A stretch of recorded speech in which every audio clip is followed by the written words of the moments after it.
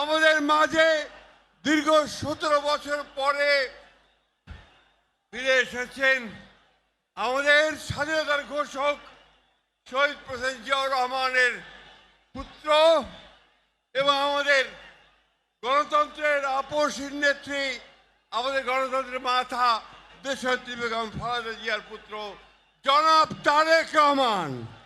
আমরা বাংলাদেশের মানুষের পক্ষ থেকে তাকে স্বাগত জানাচ্ছি।